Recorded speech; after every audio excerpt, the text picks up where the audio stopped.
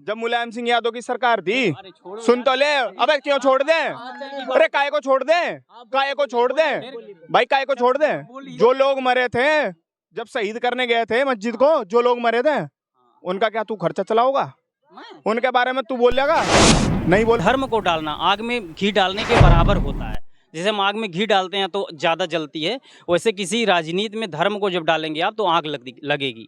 और वही चीज़ बार बार हो रहा है, इन पार्टियों द्वारा वही चीज़ बार बार दोहराया जा रहा है। कभी इस देश का नाम, कभी उस पार्टी का नाम, कभी उस धर्म के लोगों का नाम, इनको एकदम बिल्कुल अलग करके और उनसे लड़ाई लड़ने के लिए हमको उकसाते हैं। कभी तो मेरी बात सुने, मेरी बात सुन मेरी बात ये है ना, बीजेपी है ना, तो यहाँ खड़ा होके यहाँ चू चू बोला जा रहा। कोई और सी पार्टी होती ना, यहीं से रपता फिरता, यहीं दबता फिरता इधर को। मुझे ये नहीं पता, दबता फिरता। बीजेपी है ना, लड़कियां यहाँ रात को ऑफिस से काम करके घर को चला जा, मम्मी उसकी फोन करे, हाँ सुनो, अबे सुन तो ले, बक बक बोल मत, सुन तो ले, पहले सुन ले। बहुत सारे जापान का और अमेरिका का कितना बड़ा हाथ ईवीएम में रहा है। इलेक्ट्रॉनिक वोटिंग मशीन जो आपकी है, इसमें कितना बड़ा हाथ रहा है कि 100% वो मैन्युफैक्चरिंग हुई है उसकी इंडिया में? नहीं हुई है, ये आप भी जानते हैं ईवीएम की। तो वैसे सारे देश जो इतनी डेवलप कंट्रियां हैं वो उससे चुनाव नहीं करवा रही हैं, इलेक्शन नहीं करवा रही हैं, लेकिन हमारा भारत देश ऐसा है कि इतना विरोध के बावजूद भी ईवीएम के चुनाव इसी से करवा रहा है। कहीं यहाँ ईवीएम जल जाए। विपक्ष एक हो रहा है, आखिर वो कमी क्या रह जा रही है कि मोदी के सामने पूरा विपक्ष फेल हो जा रहा है, फूट जा रहा है, अलग अलग हो जा रहा है, आखिर क्यों? देखिए विपक्ष देखिए झूठ बोलने की बात भाई कह रहा है, तो बहुत सारे जगह ऐसा लगा कि झूठ बोल रहे होंगे, क्योंकि बहुत सारे वादे थे जो कि पूरे नहीं हो पाए हैं, तो कुछ लोगों को लगा होगा झूठ बोलेंगे।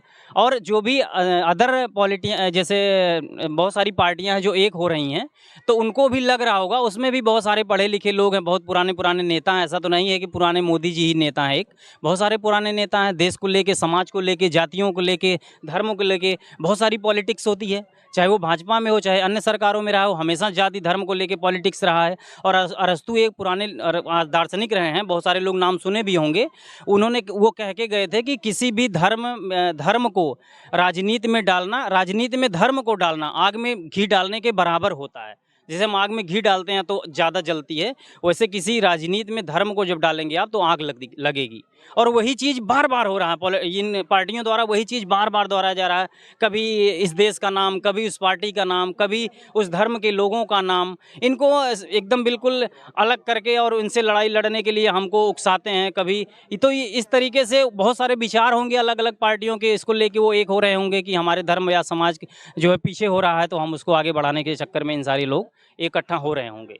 चलिए ठीक है, आप इतना कह रहे हैं, किसान भी सड़क पे उतरा था, लगभग कई सालों तक वहाँ सड़क पे बैठा था। अभी ड्राइवरों का आंदोलन देखें, क्या ये स्टूडेंट, क्या ये लग रहा है ये सारे मुद्दे जो है 24 में मोदी को 100 लाइन की एक बात है, 100 बात की एक बात है, ये सारे मुद्दे फेल हो सकते हैं अगर ईवीएम हटा दी जाए तो। क्यों भाइयों, सहमत हो ना? अगर ईवीएम हटा दी जाए तो बिल्कुल सरकार के पास कोई सेकंड ऑप्शन नहीं है। अगर ईवीएम हटा दी जाए तो बीजेपी के पास कोई ऑप्शन नहीं है।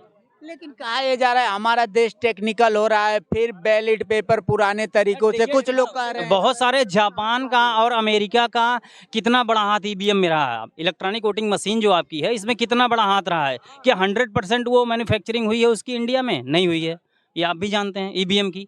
तो वैसे सारे देश जो इतनी डेवलप कंट्रियां हैं वो उससे चुनाव नहीं करवा रही हैं, इलेक्शन नहीं करवा रही हैं, लेकिन हमारा भारत देश ऐसा है कि इतना विरोध के बावजूद भी ईवीएम के चुनाव इसी से करवा रहा है। कहीं यहाँ ईवीएम जल जा रही है, कहीं वहाँ पकड़ी जा रही है, कहीं ईवीएम फेंकी जा रही है, कहीं ईवीएम का पार्ट बिखरा मिल रहा है। क्या है ये?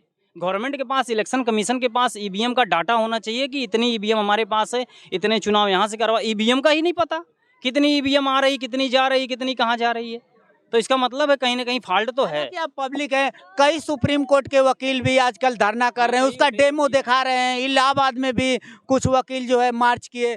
आपको क्या लग रहा है, क्या ये इस पे सुनवाई होगी या नहीं होगी? देखिए वकीलों की बात है, जहाँ तक सुप्रीम कोर्ट के वकील भी हैं उसमें जो आप बात कर रहे हैं, हाई कोर्ट के भी वकील हैं। वकील एक वकालत करना एक प्रतिष्ठित पद होता है, वकील एक अपने आप में प्रतिष्ठित वो व्यक्ति होता है। तो उसका हम तो एक पॉजिटिव वे में सोचते हैं कि अगर उन्होंने ऐसा कहा होगा तो शायद सही होगा। सही कहा। इस बार गठबंधन का चेहरा कौन होगा प्रधानमंत्री? ये हम नहीं कह सकते भाइयों, भाई ऐसा है कि अभी हम कौन कह सकते हैं? प्रधानमंत्री में हम नहीं कह कोई सकते। वो बनने काबिल है ही नहीं अभी यहाँ पे अपने इंडिया में। अभी प्रेजेंट टाइम में तो मोदी है, जब मोदी के जाने के बाद योगी ही आएगा यहाँ पे। योगी क्यों आएगा अब मैं आपको बता रहा हूँ। अभी कितने सालों से राम मंदिर का मुद्दा चल रहा था इंडिया में, कितने सालों से चल रहा था कोई बता सकता है? अरे लगभग 75 साल बता दो। ठीक है चल रहा था। मोदी के आने के बाद ही राम मंदिर का निर्माण हुआ, अभी उद्घाटन भी हुआ है।